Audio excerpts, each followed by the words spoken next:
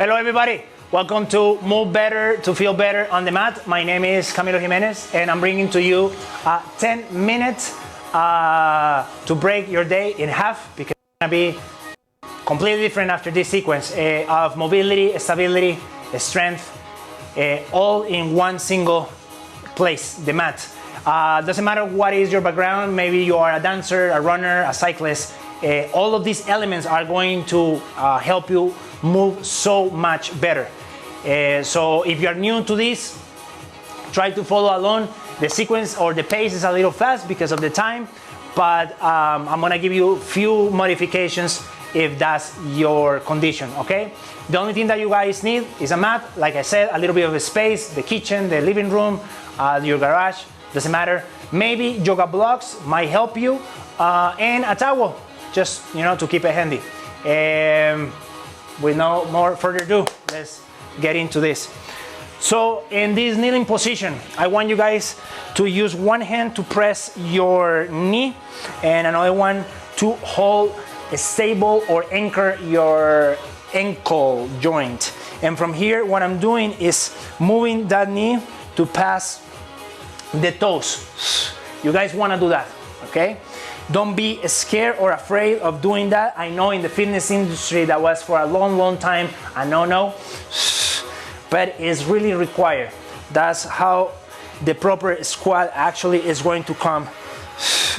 So keep doing that for a few more. I'm not the greatest at counting, so please count between 8 and 10, and then we're gonna move and switch. Notice that my breathing sometimes is a little bit loud. Is because I want to maintain not only that system working properly, but I want to make sure that my abdominals are engaged through the sequence, like bracing the abdominals, okay? So remember, I'm forcing the knee and I'm also anchoring the ankle. A few more. Can we switch again? Repeat it on the other side. Now this time I'm going to bring the leg a little bit more, or the foot more parallel. In my case, my right ankle is not as mobile as my left, so I have to put a little bit more of juicy juice.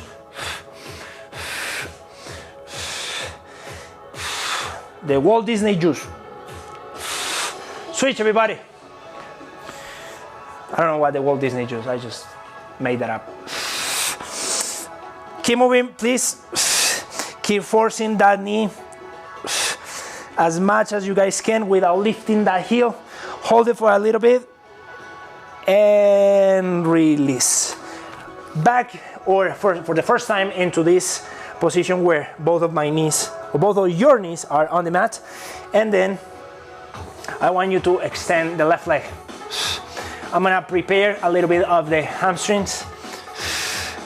From there, I'm gonna try to dig that foot into the mat by also pressing the foot like that. Maybe that is too much for your ankle. You guys can keep it like this, or you can keep the toes rotated facing up. Hold it in 3, 2, and switch. I'm gonna move a little bit this way so you guys can see me. Now, I'm pressing slightly back and also pressing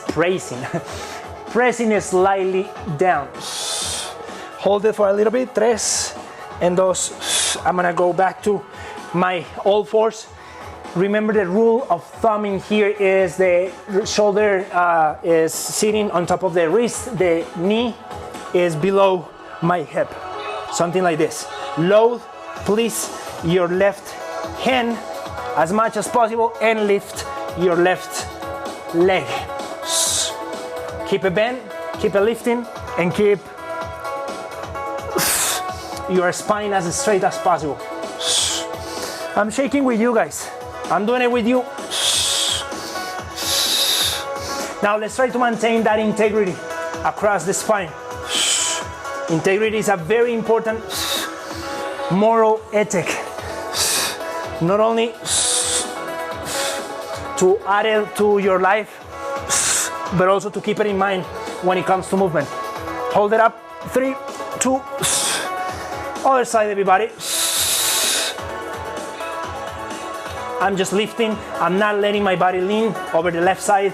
raising the leg, hold it, hold it, hold it, hold it, and back down. Extend the left leg on the mat. Try to do this movement a little bit.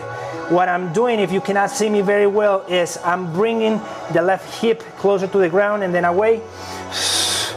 When I finally feel that I'm neutral, I'm gonna push with both arms, my body up, and I'm gonna lift the left arm a little bit off the mat. And at home, I want you to give me 5. I can lean a little bit over my right side, but not so much. 3 and 2. I'm gonna ask you something. Lift the leg with the hand, and then control the descent of the leg. When you bring the leg down, don't collapse back to this position. That is ugly. We don't like ugly when it comes to movement, because ugly is too expensive in here. We don't want that. Keep moving, everybody. Just 2 more. And then control the descent, switch the legs, reassess your positions by moving your hips. When you find yourself neutral, hold the position and lift the leg. A few more. I did it differently this time, so you guys can start getting used to changes and rapid changes. That is also part of movement. Keep the right foot on the mat. Start lifting the right hand. Maybe you will notice that it's easier on this side. Easier is good. We all want easier. Now can I start lifting that right foot? Maybe it's not so easier anymore. Give me 3 more at home. 2 more, everybody.